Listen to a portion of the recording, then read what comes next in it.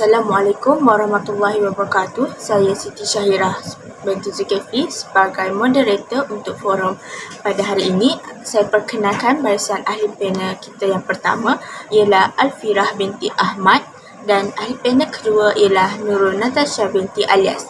Tajuk yang akan dibincangkan dalam forum kita pada hari ini ialah berkaitan dengan apakah hiburan boleh melalaikan kita. Baiklah, kita mulakan forum kita dengan pusingan yang pertama. Hiburan bukanlah suatu perkara yang asing lagi dalam diri masyarakat.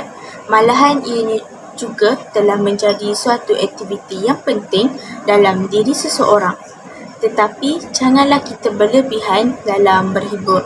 Malahan ada juga masyarakat yang begitu taksub dengan hiburan masa kini seperti muzik maupun movie. Sekarang kita melihat banyak kumpulan muzik, tidak kira lah kumpulan muzik itu berasal daripada Barat maupun Asia.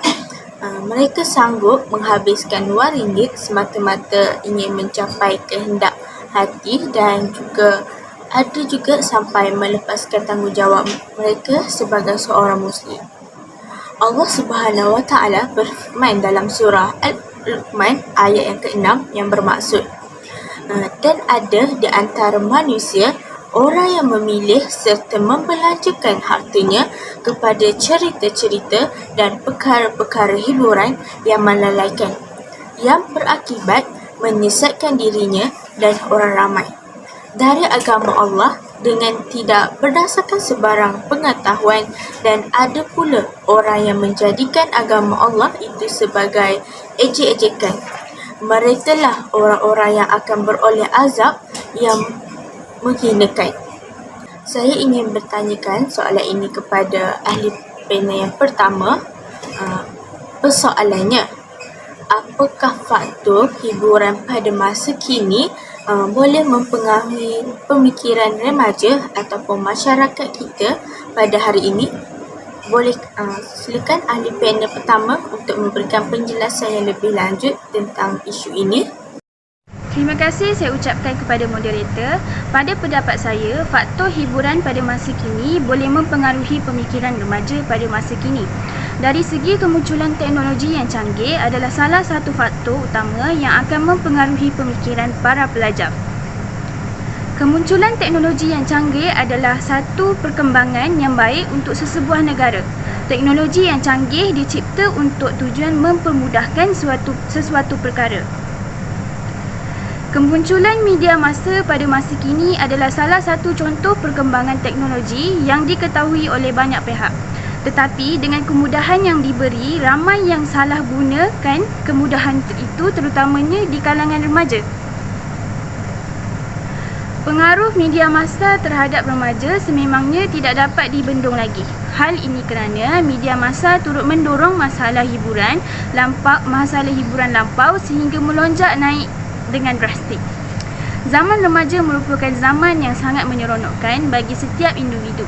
Pada zaman remaja, seseorang individu juga semestinya ingin mencuba pelbagai benda dalam kehidupan mereka.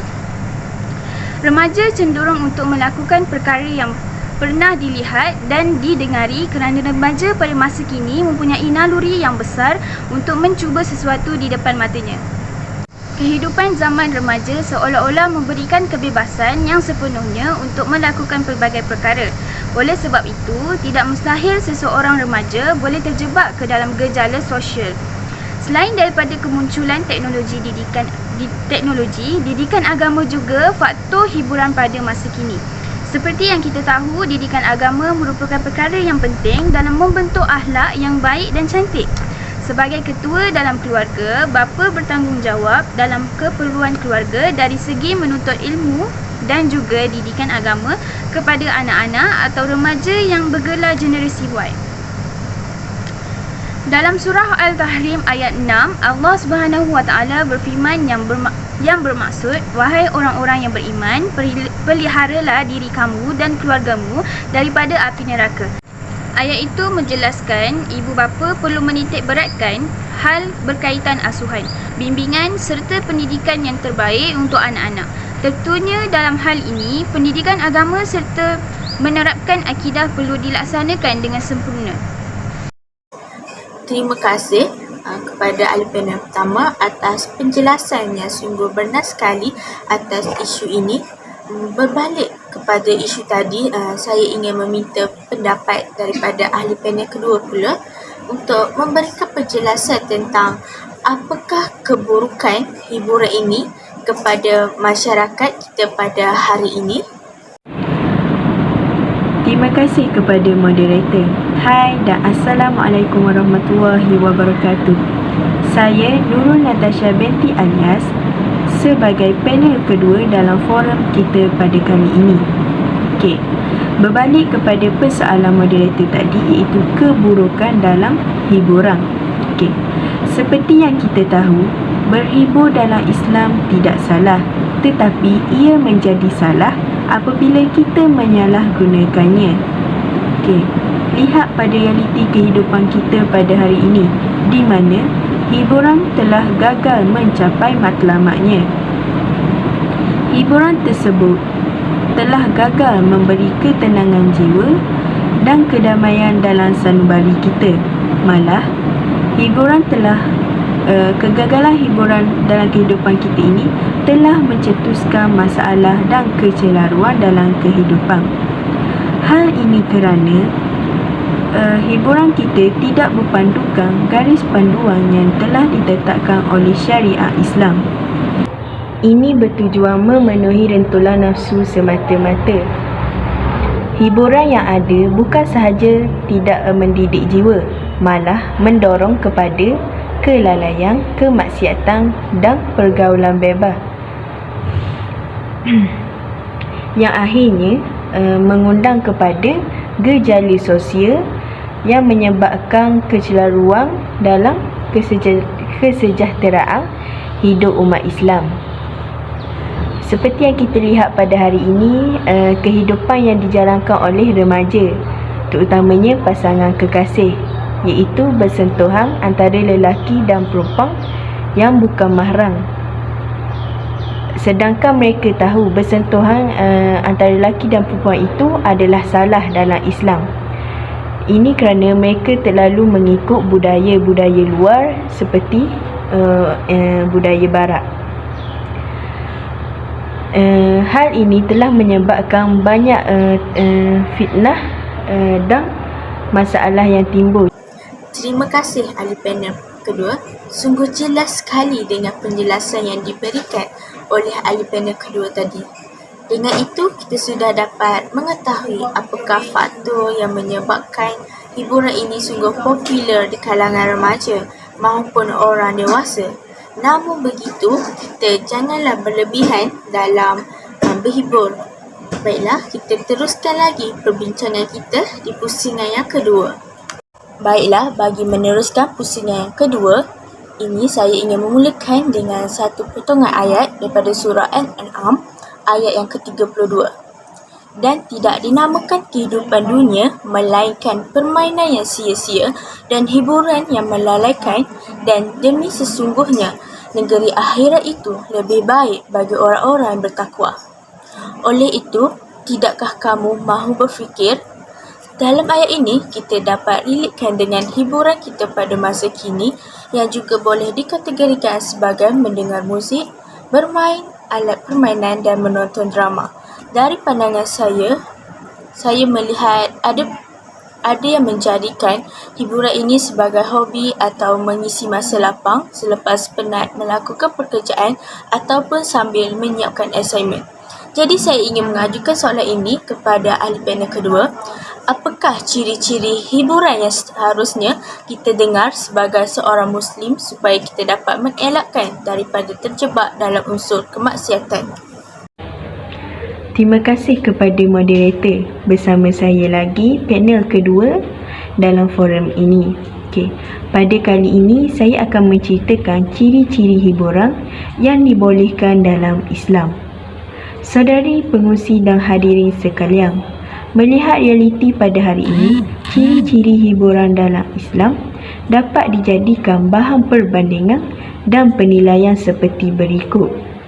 Yang pertama, lagu dan seni kata lagu hendaklah tidak melalaikan dan bertentangan dengan akidah dan syariat Islam.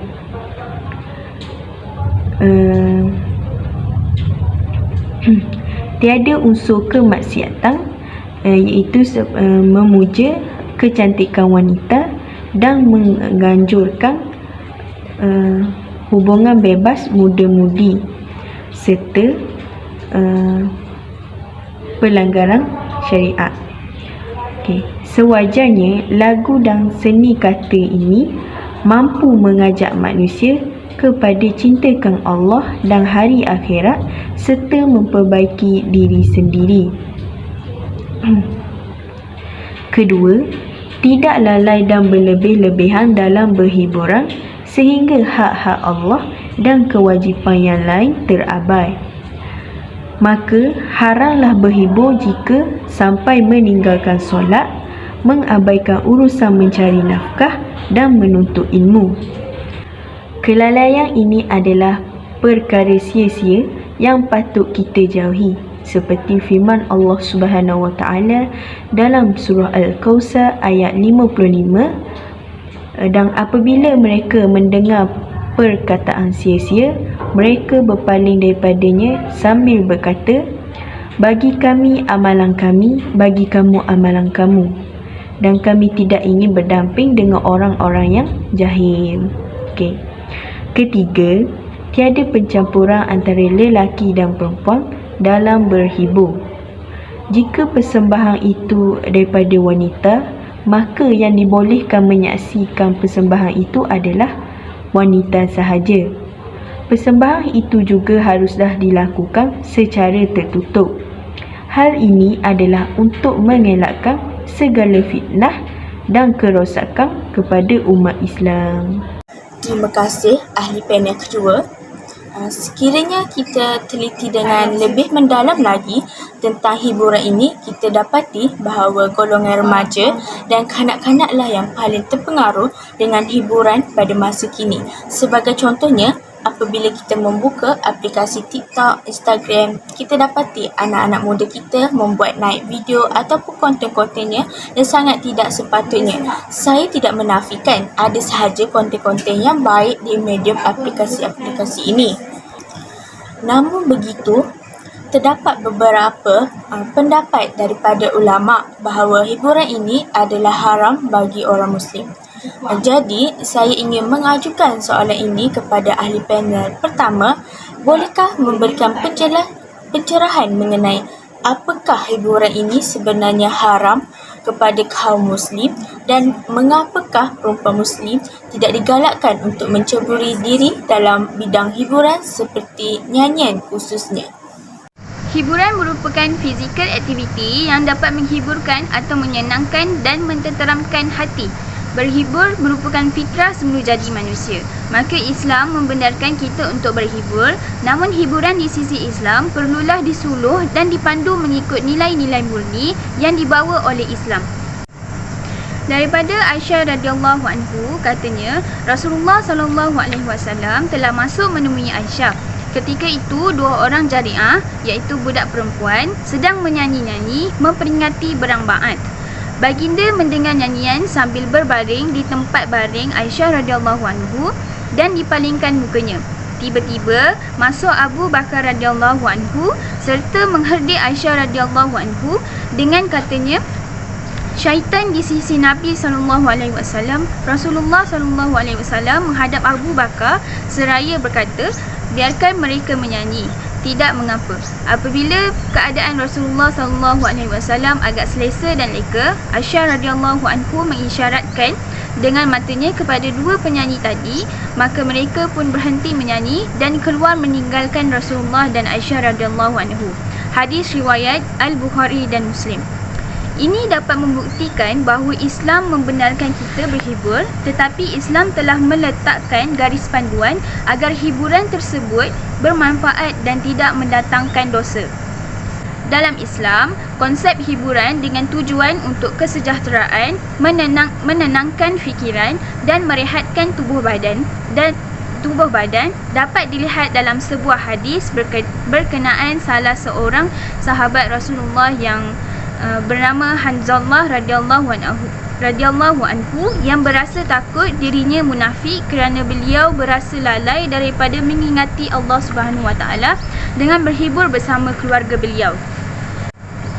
Setelah bermuhasabah dalam majlis bersama Rasulullah, baginda bersabda, "Wahai Hanzalah, ada masa untuk urusan keduniaan dan ada masa untuk beribadah."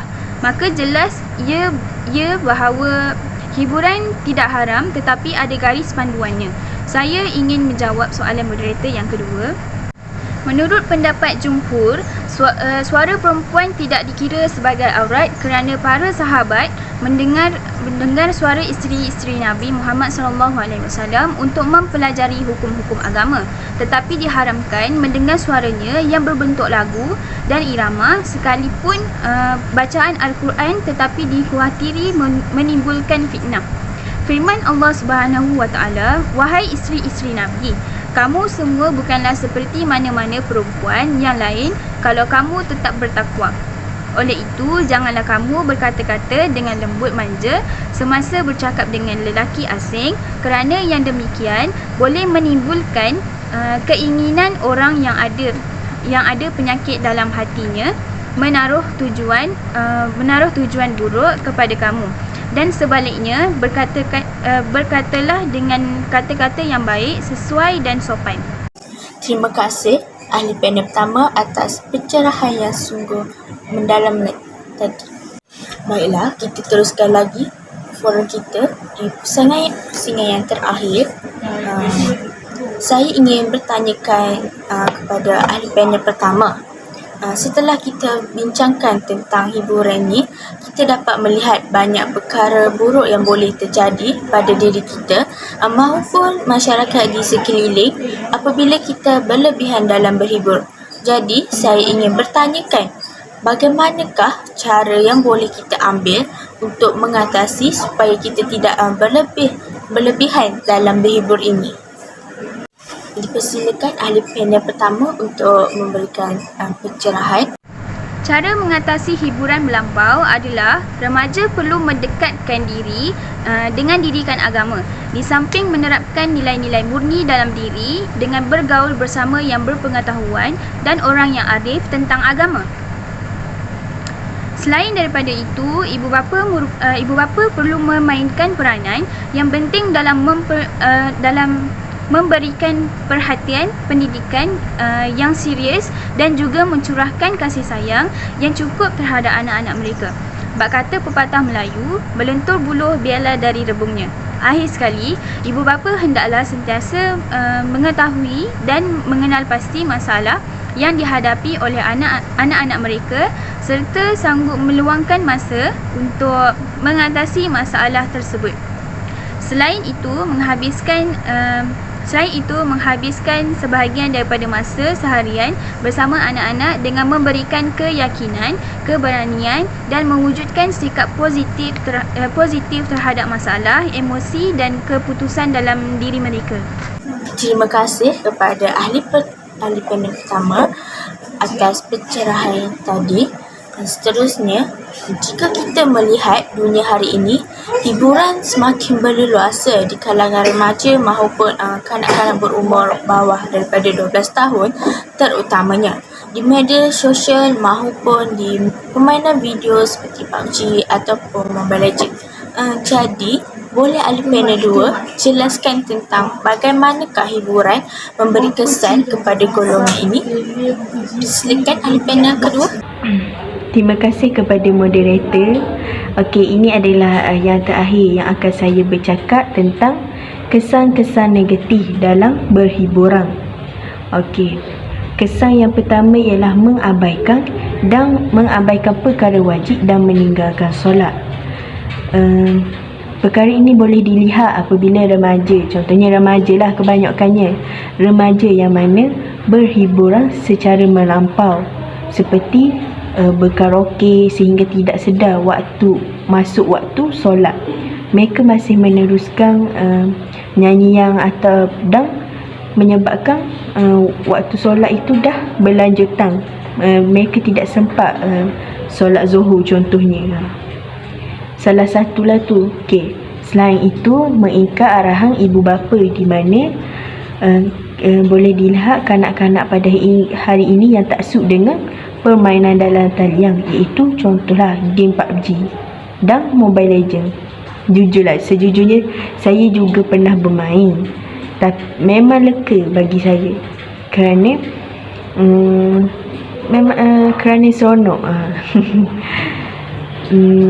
Okay, kalau kita dapat melihat ingkaran cara kita mengingkar arahan ibu bapa ni, apabila ibu bapa kita suruh pergi ke kedai membeli barang yang diperlukan, jadi pada waktu memasak, kita kanak-kanak confirm dia akan beritahu, sekejap ibu, sepatutnya kita mendahulukan ibu bapa, barulah game.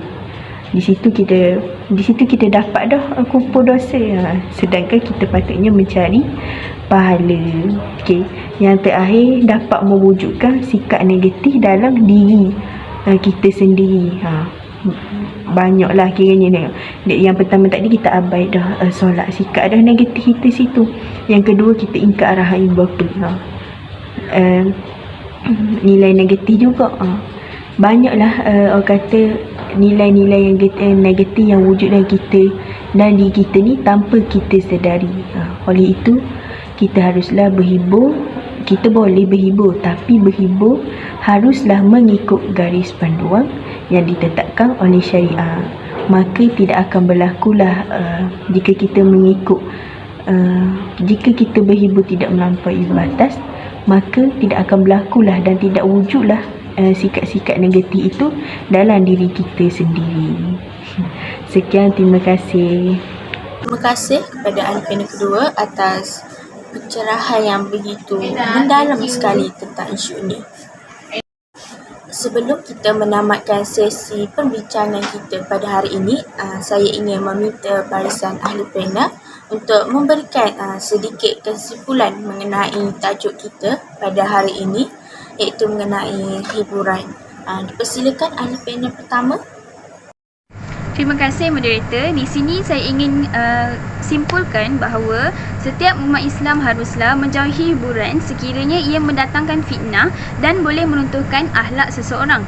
Kita seharusnya mengikuti garis panduan yang telah ditetapkan agar kita tidak jauh terpesong daripada ajaran sebenar Islam, agar tidak mencalar kesucian agama Islam. Maka dari itu, semua pihak termasuklah ibu bapa, guru, jiran tetangga maupun segenap masyarakat perlulah berganding bahu dalam mengatasi hiburan melampau. Jadi di sini kita dapat simpulkan bahawa kita sebagai seorang Muslim tidak salah untuk berhibur, tetapi janganlah kita terleka ataupun terlalai dengan hiburan yang kita dengar ataupun tonton. Jadi dengan itu berakhirlah forum kita pada hari ini. Sekian, terima kasih.